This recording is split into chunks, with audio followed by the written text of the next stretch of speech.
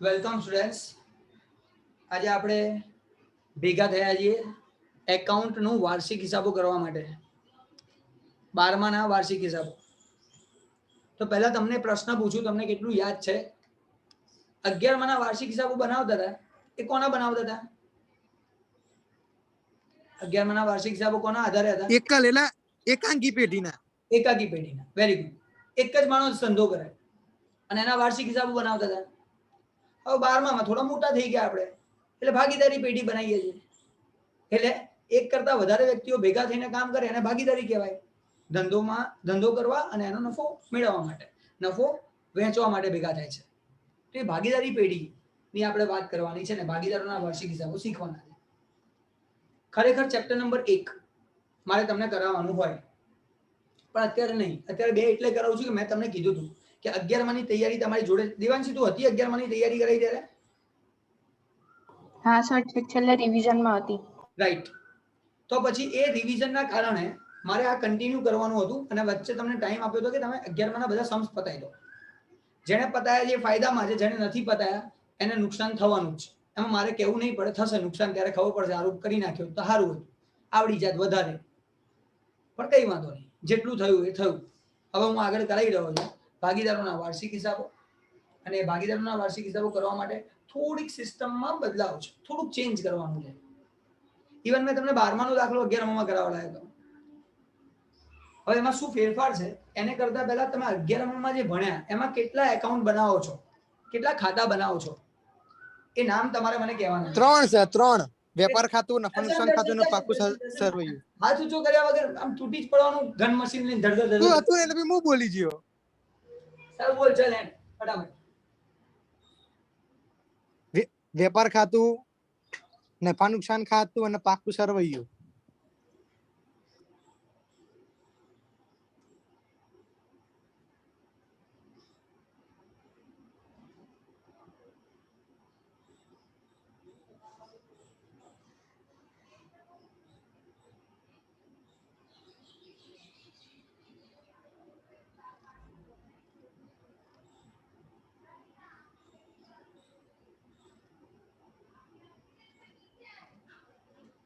વેપાર ખાતું, નફા નુકસાન ખાતું, પાકું સરવૈયું, આટલું બનાવતા હતા. આનાથી વધારે તો કઈ નહોતા કરતા.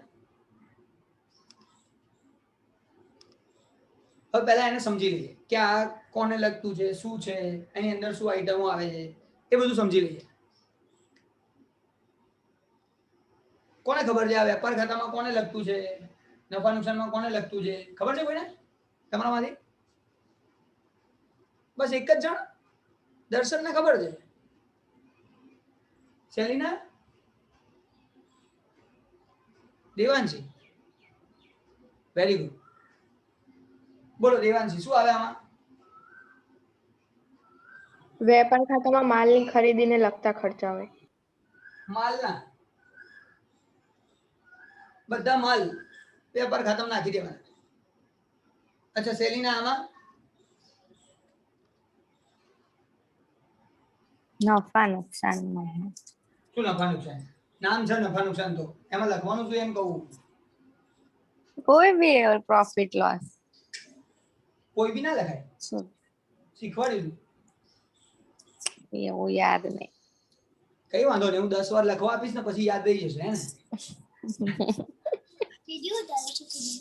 હવે તો એક જ બાકી રહ્યો. દર્શન બોલ બેટા. સર, માલના જે ખર્ચા હોય ને એ રહ્યા. અહીંયા માલ સિવાયના ખર્ચા. માલ સિવાયના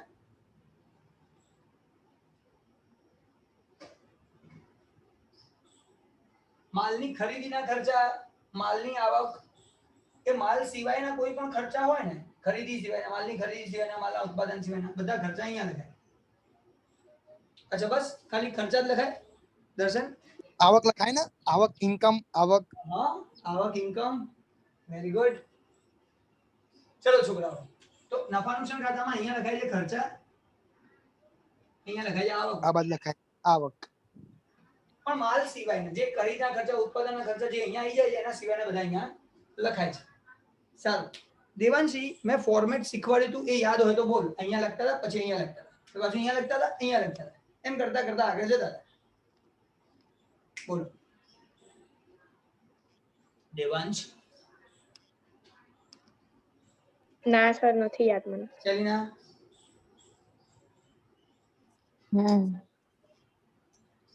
ચલીના શું? લખાવું. હા લખાવ. પેલા આવશે શરૂઆતનો સ્ટોક. એવું જ આવે.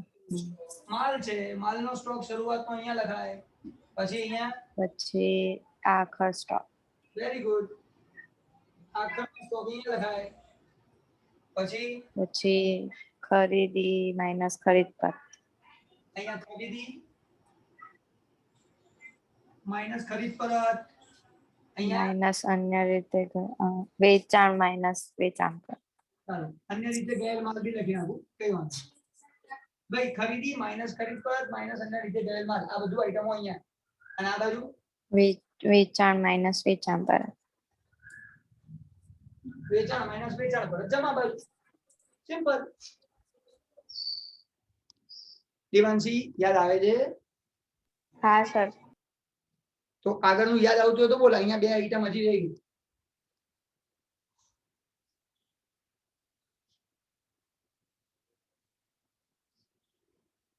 પાસ કર દો.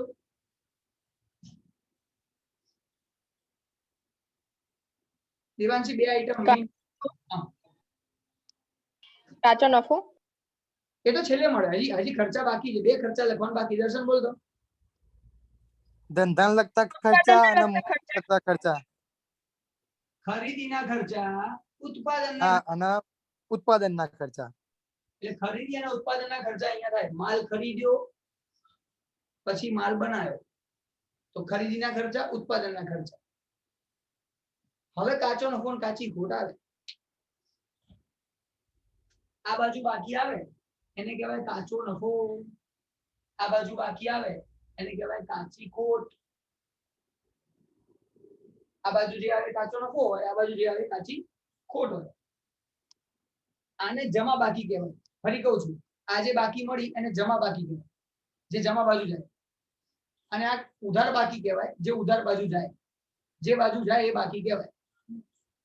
આ ધ્યાન રાખવું, આમાં ભૂલ થવી જોઈએ નહીં. ધ્યાનથી સમજવાનું, ધ્યાનથી કરવાનું. આજે આપણે આના માટે જ ભેગા થયા છીએ, જેથી તમને આ નોર્મલ વસ્તુ ખબર પડી જાય ને પછી તો હું આઈટમો લખાઈ છે, આઈટમ તો હવે તમને ખબર પડશે. ગુજરાતીમાં બોલું કે ઇંગ્લિશમાં બોલું, બંને આઈટમ ગુજરાતી ઇંગ્લિશમાં ખબર પડી જશે. પણ મેઇન વસ્તુ આવડવી જરૂરી છે. અને પછી શું છે, આપણે લેક્ચર્સ 2-2 કલાકના બી અમુક વાર થઈ જશે. 4 થી શરૂ કરીશું, 6 વાગી જશે. કારણ છે એનું એવું થવાનું, લાંબો સમય હશે તો ટાઈમ જોઈશે. અને એના માટે ટૂંકા દાખલા લઈને ટપકી વસ્તુઓ લઈને સમજાવી દઉં, પછી લખતી વખતે બધા જોડે હોય તો વાંધો ના. ચલો, તો કાચો નફો આ બાજુ આવે અને આ અહીંથી કાચી ખોટ આ બાજુ આવે. બંનેમાંથી કોઈ વસ્તુ હોય, બંને ના હોય. દેવાંશ બેટા ક્લિયર થઈ ગયો એટલે સુધી? હા. ચલો, તો કાચી ખોટ, કાચો નફો, આ ઉધાર બાકી, આ જમા બાકી છે, આ ઉધાર બાકી. હવે આપણે આનું ખાતું બંધ કરીએ તો અહીંયા જે બાકી આવે એને ચોખ્ખો નફો કહેવાય, ચોખ્ખી ખોટ. અને અહીંયા ચોખ્ખી ખોટ આવે. તમારામાંથી કોને યાદ છે આ વસ્તુને આપણે અહીંયા કેવી રીતે લખતા હતા? આ ચોખ્ખો નફો અને ચોખ્ખી ખોટ મળે, આ બંને આઈટમને આપણે અહીંયા મૂડી દેવા બાજુ કેવી રીતે બતાવતા હતા એ વસ્તુ તમે લોકો મને કહી શકો છો પહેલા. અત્યારે કોઈને યાદ નથી? સર મને યાદ છે ને, આ બાજુ એવું નહીં, પેલું પાકા સરે મૂડી દેવાના. હા, મૂડી દેવાનું, પેલું બધું મિલકત લેણા. અહીંયા લખવાનું ફોર્મેટ આ નફો લખવો છે કે ખોટ હોય ખોટ એવું નહીં લખવાનું અહીંયા બનાવતા હતા આપણે. છેલ્લા લેક્ચરમાં એવું નહીં ખબર. વાર્ષિક હિસાબો જ્યારે ભણાયું ને, 12મા નો દાખલો 11મા ગણાયો ને ત્યારે તમને અહીંયા શીખવાડ્યું હતું આખું. બહુ જ મોસ્ટ આઈએમપી લેક્ચર કહેવાય આપણા માટે. હા, શું કરું હજી આગળ? હું પ્લસ ચોખ્ખો નફો અને ચોખ્ખી ખોટ તો માઇનસ ચોખ્ખી. Very good. ચલો ભાઈ, મૂડી લખાય કઈ ચોખ્ખો નફો પ્લસ થાય, ચોખ્ખી ખોટ હોય તો માઇનસ થાય. અચ્છા બીજું કઈ પ્લસ માઇનસ થાય છે અહીંયા? માઇનસ ઉપાડ. વેરી ગુડ છોકરાઓ, સમજો. મૂડી લખવાની, એમાં નફો હોય તો અહીંયા નફો હોય તો આ નફો પ્લસ કરતા હતા, તો ખોટ હોય તો અહીંયા માઇનસ કરતા હતા. આવું આપણે કરતા. આમાં પણ આપણે અહીંયા મૂડી અહીંયા ઉપાડ કરે તો ઉપાડ બાદ કરતા હતા. બીજું કઈ?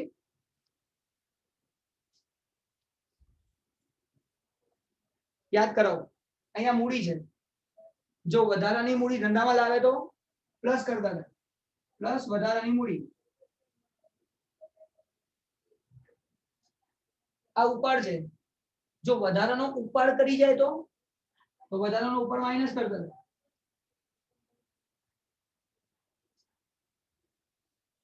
વધારાનો ઉપાડ, ઉપાડ બી માઇનસ, વધારાનો ઉપાડ બી માઇનસ. આવું કરતા હતા આપણે. હજી કોઈને કઈ યાદ આવે છે? જોરદાર વસ્તુ છે, છેલ્લા લેક્ચરમાં શીખવાડી છે. ભૂલી ગયા? વ્યાજ. Very good. કોણ વ્યાજ? મૂડીનું વ્યાજ, ઉપાડનું વ્યાજ. પ્લસ કે માઇનસ? પ્લસ. બંને પ્લસ. મૂડીનું પ્લસ થાય, ઉપાડનું શ્યોર નહીં. ઉપાડનું માઇનસ થાય. સિમ્પલ. તો મૂડીનું વ્યાજ પ્લસ, જો મૂડી, વધારાની મૂડી, મૂડીનું વ્યાજ, ચોખ્ખો નફો, આ બધું ભાગીદારોનો ફાયદો છે. ઉપાડ ચાલો લઈ જાય તો અહીંયા લખીએ છીએ આપણે ઉપાડ માઇનસ, વધારાનો ઉપાડ કરો માઇનસ, ઉપાડનું વ્યાજ માઇનસ, ચોખ્ખી ખોટ માઇનસ. એ બધું નુકસાન વાળું છે, ધંધામાંથી બધું જાય છે, તો એમાંથી બાદ કરી દીધું. સિમ્પલ, કોઈ ચિંતા જ નહીં. હા, બીજું બધું તો તમને ખબર જ છે. અહીંયા આપણે નામ જ છે મૂડી જેવા.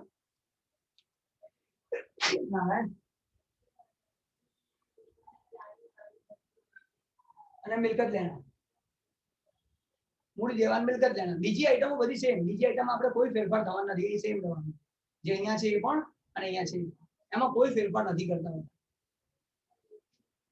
પણ હવે તમે વિચારો, આ તો એક જ ભાગીદાર, એટલે એક જ માણસ છે, એક આખી પેઢી જે આવો ધંધો કરતા હતા, આવું લખતા હતા આપણે.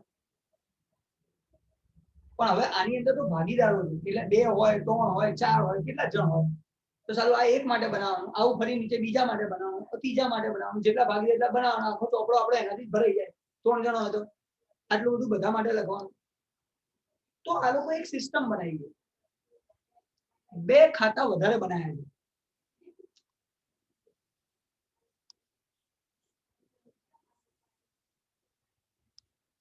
બે ખાતા વધારે બનાવ્યા છે, જે બનાવું છું અત્યારે.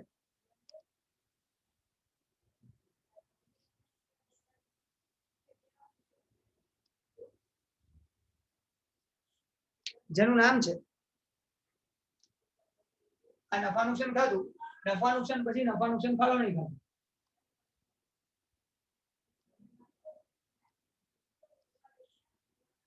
અને આ છે ભાગીદારોના મૂડી ખાતા.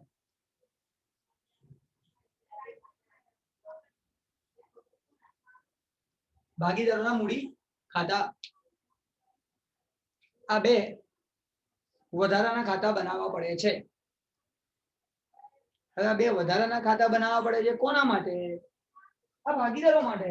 જે આ બધું મૂડી ખાતું, આ મૂડી હતું ને, મૂડીની બધી આઈટમો મૂડી ખાતામાં લખવાની, બીજું કશું નથી.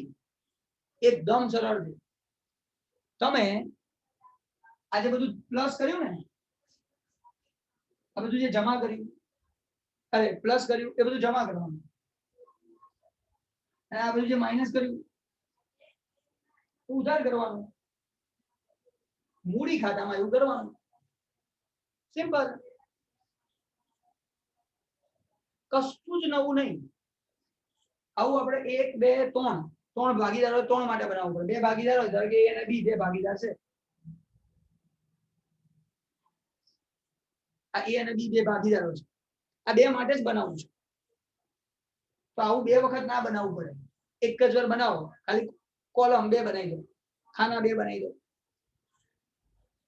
બાકી ત્યારે એનું એમાં લખવાનું, બી નું બી માં લખવાનું, નામ એક જ વાર લખવાનું, ઈઝી થઈ જાય. તો હું લખું છું, જુઓ સમજીએ. અહીંયા શરૂઆતમાં આ પ્લસ છે એ બધું જમા, એટલે આ મૂડી છે, તો એ બાકી આગળ આવ્યા, અહીંયા લખાય બાકી આગળ આવ્યા, એ ની બાકી એમાં લખવાની, બી ની બાકી બી માં લખવાની, પતી ગયું. એટલે શું થાય, બે ના બનાવવું પડે, એકમાં જ પતી જાય, ખાતું બનાવવાનું પૂરું થઈ જાય. પછી વધારાની મૂડી, વધારાની મૂડી એ વધારાની અહીંયા નીચે લખો. આનાથી ઉપાડ બાદ થાય છે તો ઉપાડ આ બાજુ લખો, ઉપાડ એનો ઉપાડ એમાં લખો, બી નો ઉપાડ બી માં લખો, જેનો ઉપાડ હોય એમાં લખો, ના હોય ડેશ. વધારાનો ઉપાડ કર્યો એ અહીંયા વધારાનો ઉપાડ જેનો હોય એમાં લખવાનું, બીજા ડેશ કરવું, એટલે શું એક જ વાર લખવું, પણ જેટલા ખાના 3 ભાગીદાર 3 ખાના પર શું ફરક, ઈઝીલી પૂરું થઈ જાય કામ. પછી બીજી આઈટમ છે સાહેબ મૂડીનું વ્યાજ, પ્લસ છે અહીંયા મૂડીનું વ્યાજ, અહીંયા મૂડી લખો, મૂડીનું વ્યાજ અહીંયા જ લખાય, અહીંયા ઉપાડ છે ઉપાડનું વ્યાજ. સિમ્પલ છે, કશું ઝાડ નથી. ફક્ત 11 માં 12 માં નો ફરક આટલો જ. અહીંયા ભાગીદારો છે ને, તો ભાગીદારો માટે 2 ખાતા વધારાના બનાવવા પડે, આમાં કોઈ ફેરફાર નથી, આમાં બી કોઈ ફેરફાર નથી. આ જે મૂડી છે એને અહીંયા લખી નાખીએ, એટલે ફરી અહીંયા લખવાનું નહીં કશું, અહીંયા સીધો છેલ્લો જવાબ લખવાનો. આ પ્લસ આ માઇનસ, એટલે જો આ બધું પ્લસ થશે આ બધું માઇનસ થશે, અહીંયા બાકી આવશે, એટલે છેલ્લો જવાબ જે આવે, છેલ્લો જવાબ એક જ લાઈનમાં પતી. આટલું બધું કરવાની જરૂર પડે નહીં. પછી નફો છે તો નફો પ્લસ, ખોટો તો માઇનસ, આ બાજુ સિમ્પલ છે. અને પછી આ બનાવી દો, ધારો કે તમે બધું બનાવી દીધું તો ખાતું બંધ કરો, અહીંયા બાકી આવે, બાકી આગળ લઈ ગયો, તો પછી આટલું બધું જે લખ્યું છે આને કરી દો રફ.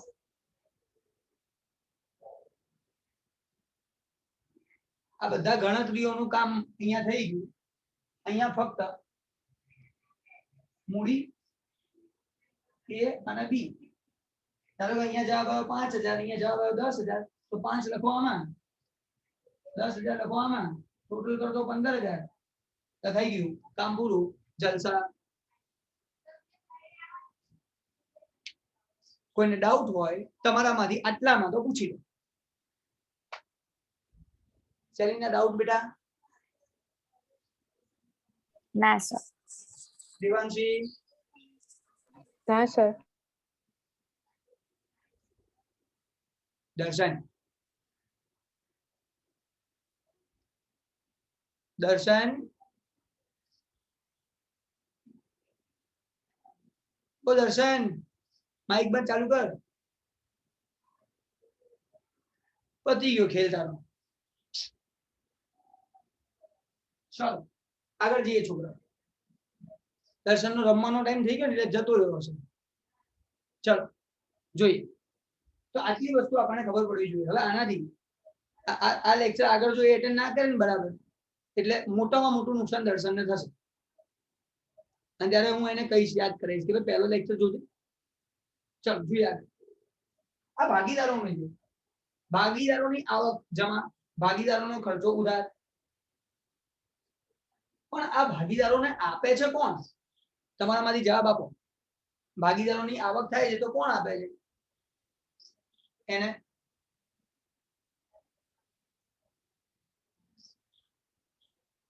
ગપ્પા તો મારો. કંપની.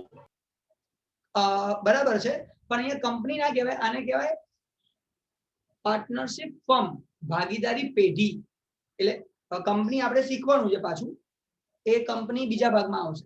એકાઉન્ટના પહેલા ભાગની અંદર તમારે ભાગીદારીને લગતું છે અને એકાઉન્ટના બીજા ભાગની અંદર કંપનીને લગતું છે. તો આ ભાગીદારી પેઢી આપે છે. તો સમજો છોકરાઓ, આની અંદર જે આપણે સમજવાનું છે બીજી વાત, આ નફા નુકસાન ફાળવણીમાં શું લખવાનું? તો જે વસ્તુ આપણે ભાગીદારને ચૂકવવાની હોય, આ તો ભાગીદારોનું ખાતું થયું એટલે ભાગીદારની આવકના ભાગીદારનો ખર્ચો, પણ મેં ચૂકવ્યું, હું ભાગીદારી પેઢી છું ને મેં ચૂકવ્યું છે તો મારા માટે ખર્ચો, તો આ એના માટે બનાવવામાં આવ્યું છે જેનું નામ જ છે નફા નુકસાન ફાળવણી. એટલે કે જે નફો કે નુકસાન થાય છે અહીંયા આ નફો થયો તેને ફાળવો. કોને ફાળવો? ભાગીદારોને. ખર્ચો અહીંયા, આવક અહીંયા. હવે જોઈએ ત્યાં મૂડીનું વ્યાજ આપણે એને ચૂકવીએ છીએ તો અહીંયા લખાય.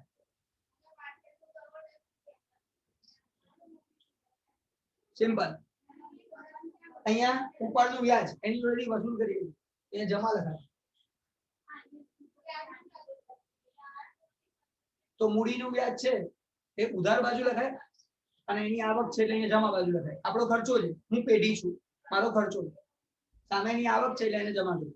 ઉપાડનું વ્યાજ આપણે એની જોડે વસૂલ કરીએ છીએ, હું પેઢી છું એની જોડે વસૂલ કર્યું, એમાં જમા કર્યું, અહીંયા ઉધાર કર્યું. આટલામાં કોઈ ડાઉટ હોય તો પૂછી શકો, પછી હું પ્રશ્ન પૂછીશ એનો જવાબ આપવાનો. હલો હલો ઓકે બોલ. કઈ નહીં. હું ભાગીદારને પગાર ચૂકવું તો ક્યાં લખાય પગાર? દર્શન નફા નુકસાન ખાતા ના લખાય. સોરી પાકા સરવૈયા. કોઈ વાંધો નહીં, ના લખાય. હમણાં સેલિના કહે છે, જો સેલિના ભાગીદારને પગાર ચૂકવું તો ક્યાં લખાય?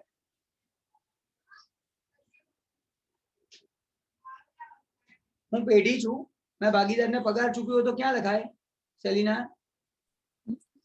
નફા નુકસાન ફાળવણી ખાતા. કઈ બાજુ?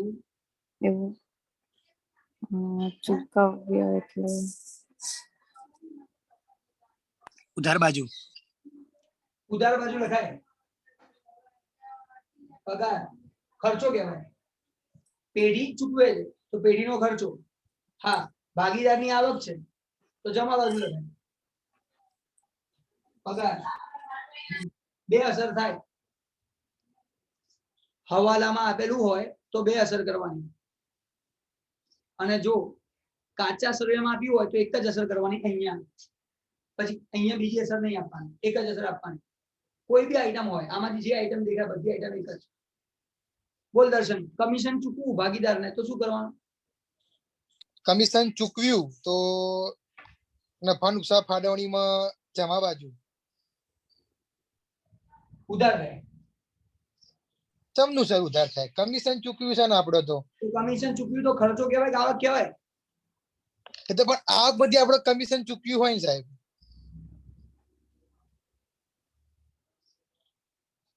કમિશન ચૂકવ્યું એ કમિશન આવક કહેવાય ખર્ચો કહેવાય? આમ ખર્ચો છે ને આમ આવકે થઈ ને સર. પેલા આપણે ધંધામાં આવક થઈ હોય. આવક કોની થઈ? ધંધાની. ધંધાની કેવી રીતે ધંધાની આવક થઈ? તું ધંધામાંથી કોઈને કમિશન આપતો હોય તો ધંધાની આવક થઈ? ના ના ના, બરાબર બરાબર. તો કમિશન ચૂકવું નફા નુકસાન ફાળવણીમાં ઉધાર બાજુ. અને જો હવાલામાં આપ્યું હોય તો ઉધાર બાજુ બી લખવાનું અને કમિશન જમા બી કરવાનું. બોનસ ચૂકવો, મહેનતાણું ચૂકવો, પગાર કમિશન બોનસ મહેનતાણું, પકબોમ કઈ બી ચૂકવો. અહીંયા ઉધાર, અહીંયા જમા. જો હવાલામાં હોય તો. કાચા સળિયામાં તો એક જ જગ્યાએ લખવાનું, પગાર કમિશન બોનસ મહેનતાણું અહીંયા. કાચા સળિયાની એક અસર, હવાલાની બે અસર અહીંયા નહીં. કારણ કે આપણે ચૂકવવાનું બાકી છે એવું માનવામાં આવે છે. જો હવાલામાં છે એનો મતલબ ચૂકવવાનું બાકી છે, ચૂકવવાનું બાકી હોય એટલે અહીંયા લખવું પડે. આ વસ્તુ આપણને ખ્યાલ હોવી જોઈએ. એટલે પગાર કમિશન બોનસ મહેનતાણું ચૂકવ્યું, ઉધાર, અહીંયા જમા. આટલામાં કોઈ ડાઉટ હોય પૂછી શકો.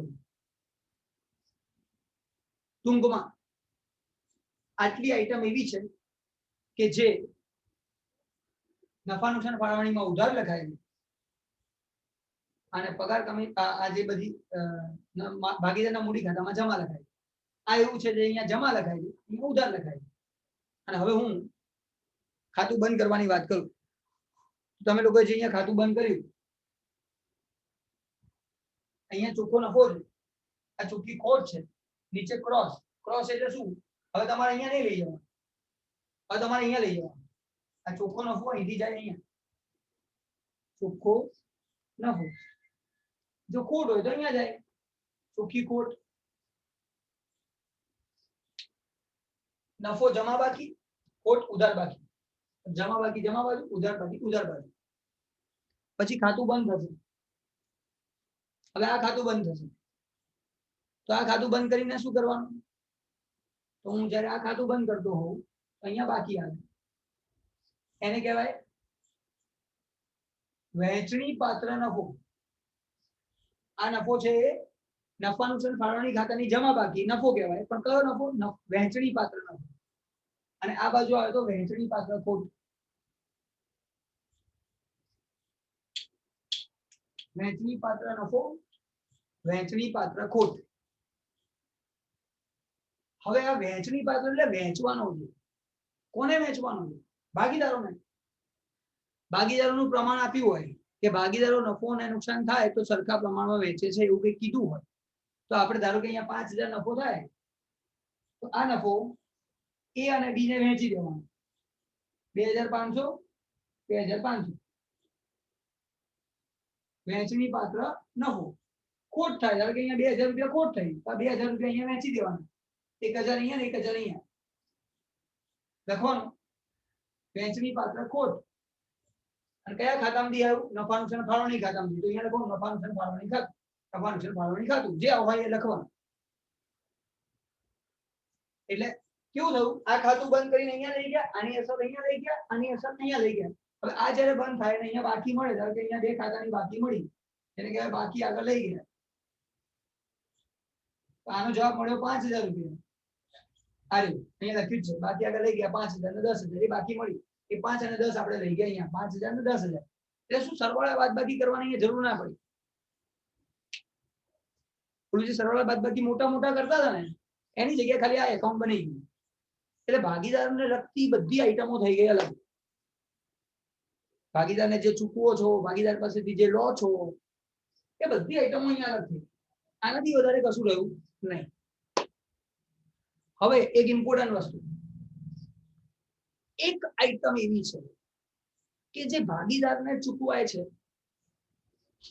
પણ અહીંયા લખાતી નથી, અને એ આઈટમનું નામ છે ભાગીદારે આપેલી લોનનું વ્યાજ. આપણે ભાગીદાર પાસેથી લોન લીધી હોય, પેઢીએ ભાગીદાર પાસેથી લોન લીધી હોય એટલે વ્યાજ આપવું પડે, વ્યાજ ચૂકવવું પડે. તો ભાગીદારની લોનનું વ્યાજ જે ચૂકવવાની વાત આવે છે એ નફા નુકસાનમાં ઉધાર થાય.